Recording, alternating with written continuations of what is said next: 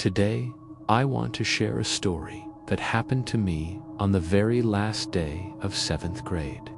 It's one of those memories that's always stuck with me because it was so strange, because I never really got any answers about what happened. I've changed the names and a few details, but this is a true story from my own life. So, let's go back to when I was in middle school. I went to a pretty big school in a small town, and there were a lot of kids in every grade. But there was one kid who always stood out to me.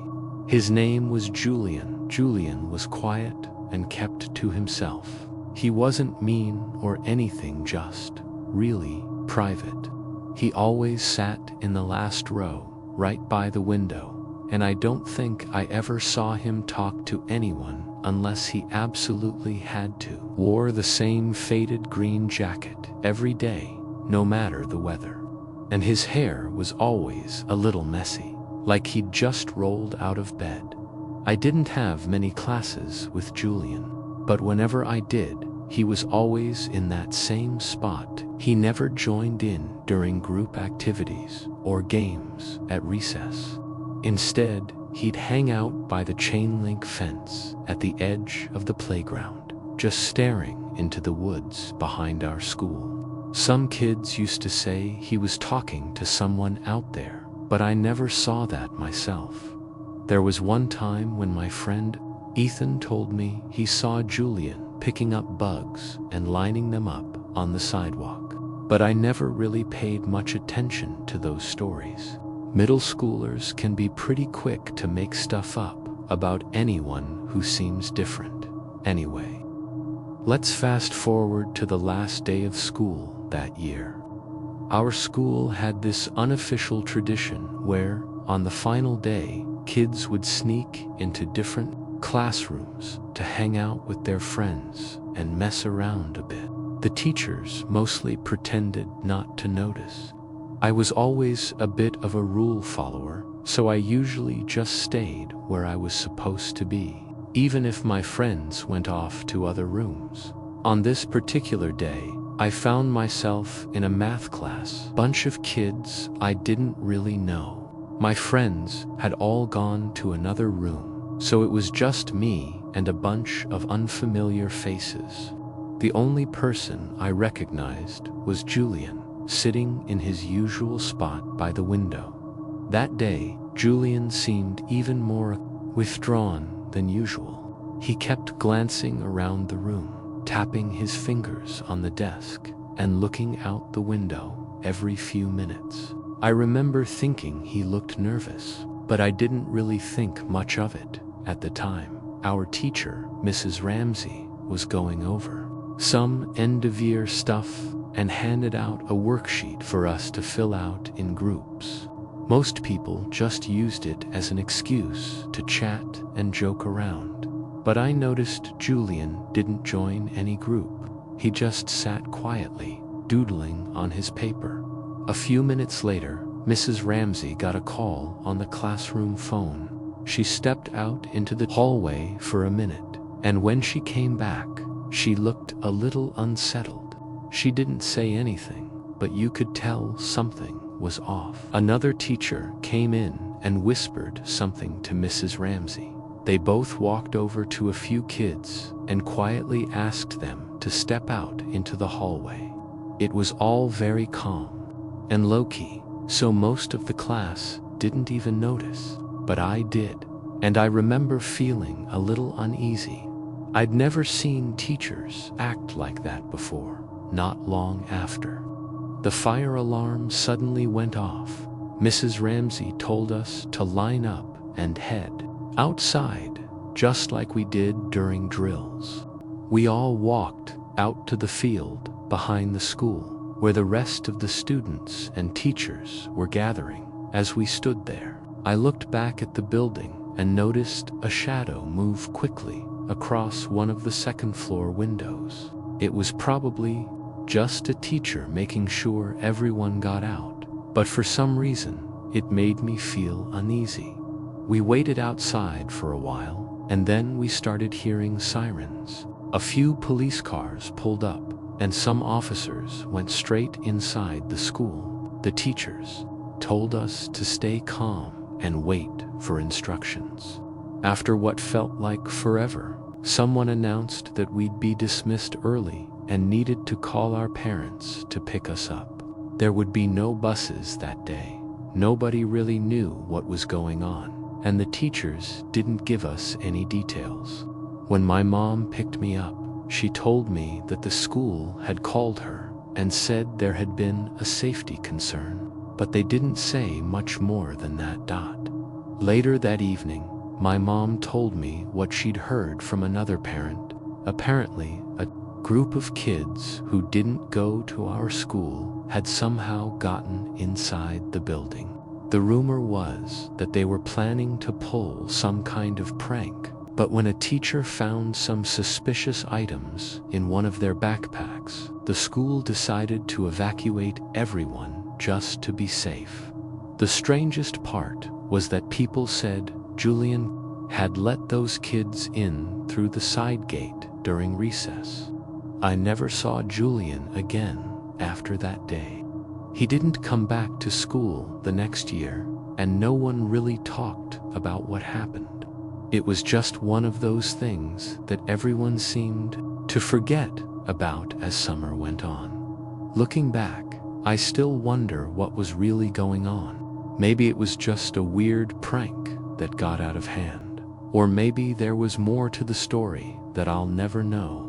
What I do know is that the last day of 7th grade was the first time I ever felt genuinely uneasy at school. It was a strange ending to an otherwise ordinary year, and it's something I'll probably never forget. The second story I want to share takes place at a typical suburban high schooler place where everyone seemed to know each other, and the school year moved along with the same steady rhythm every time. It wasn't the kind of place where you'd expect anything out of the ordinary to happen, but for me, the last day of my sophomore year turned out to be anything but ordinary. Let's call me Alex for this story. I was never the loudest or most outgoing person in school. I wasn't on any sports teams, and I didn't get into trouble. I was just a regular student counting down the minutes until summer break.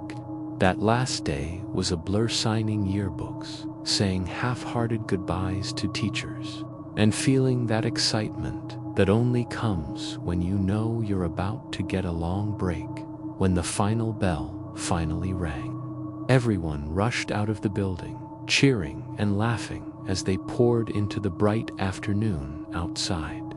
I wasn't in any hurry though. My mom was supposed to pick me up, but she was running late, so I just hung around the front entrance, watching as the school emptied out.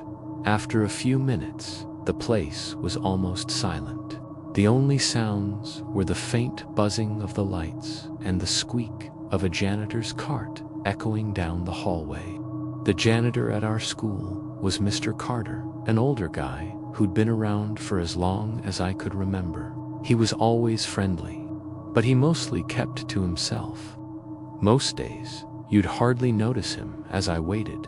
I noticed Mr. Carter heading toward a small storage building at the edge of the school grounds.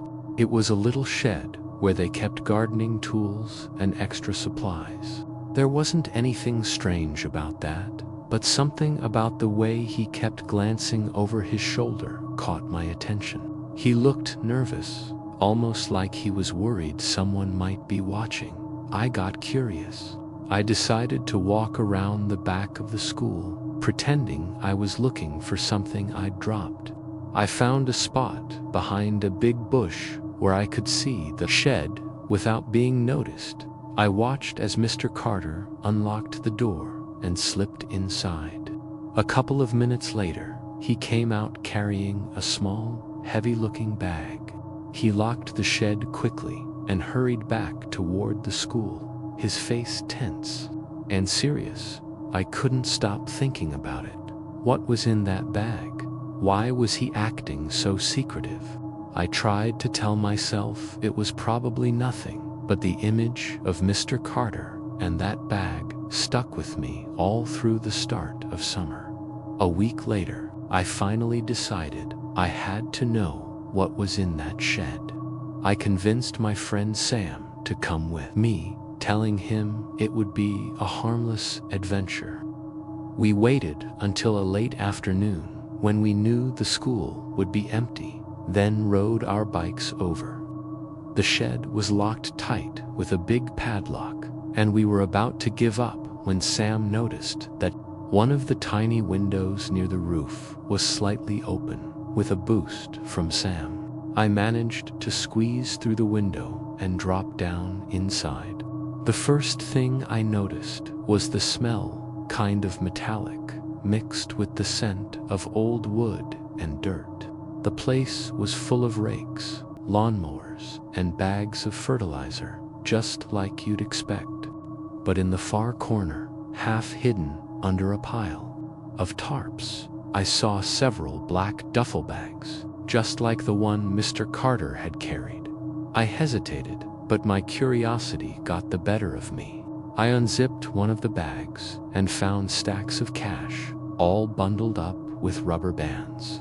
Another bag was filled with jewelry necklaces, rings, watches, all glinting in the dim light. The third bag was the worst. Inside were several handguns. This wasn't just some harmless secret. I knew we had to get out of there. Sam helped me climb back out, and we took off on our bikes, barely saying a word. That night, I couldn't sleep. I kept thinking about what I'd seen. I remembered how Mr. Carter once told me about his sick grandson, and for a moment, I wondered if maybe he was just desperate. But then I thought about the guns and the amount of stolen stuff. This was bigger than just one person's bad luck. The next day, I told my parents everything, and we went to the police. They took it seriously and started an investigation. It turned out Mr. Carter had been involved in a series of burglaries in towns all around ours. He'd been using the school's shed as a hiding place for years. The story about his grandson wasn't true. It was just something he told people to keep them from asking questions. When the news got out, everyone was shocked. Mr. Carter had always seemed so harmless, just a quiet guy who kept the school clean.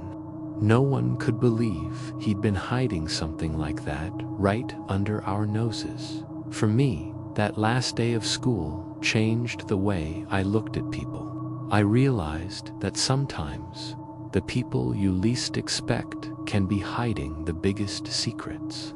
It's a lesson I've never forgotten. The last story I want to share happened to me back in high school during my junior year. It's not the scariest thing that's ever happened, but it was definitely strange and it stuck with me ever since. My school wasn't huge, but it wasn't tiny either. There were around 250 students in each grade, so after a few years, you kind of knew who everyone was, even if you didn't know them personally. I went to school every day in my old beat-up sedan. Since I couldn't afford a parking permit for the main lot, I always parked in the free lot near the soccer fields. It was a bit of a walk, and the lot was bordered by woods on two sides. On the morning of the last day, I showed up like usual. My routine was always the same. I'd get to my first class early, find my seat, sip some coffee, and scroll through my phone while I woke up. My first class was English, and the teacher usually came in just before the bell. So I was often the only one there for a while that morning. Though when I walked in, I noticed someone already sitting in the back row. It was a girl I didn't recognize. She had dark hair, was pretty tall, and looked about my age, maybe even a senior. She didn't look up or say anything when I came in. I figured maybe she was waiting for someone or just in the wrong room. I took my usual seat a few rows ahead of her and went back to my routine. The room was quiet, and after a few minutes, the silence started to feel awkward. She wasn't doing anything, no book, no phone, just sitting there. I decided to break the ice and said, "Can you believe it's finally the last day?" She didn't answer. I waited a few seconds, then turned around, planning to ask if she needed help finding her class. But as soon as I looked back, she stood up and walked out of the room, not saying a word. She had this serious look on her face, and for some reason, that made me keep quiet. After that, other students started to arrive. Then the teacher and class went on like normal. The rest of the day was what you'd expect, some final tests. A lot of people just goofing off, and everyone in a good mood because summer was about to start when school let out. I hung around for a while to say goodbye to some friends, so by the time I got back to the parking lot, it was almost empty. I got in my car and was about to back out when I noticed someone walking behind my car.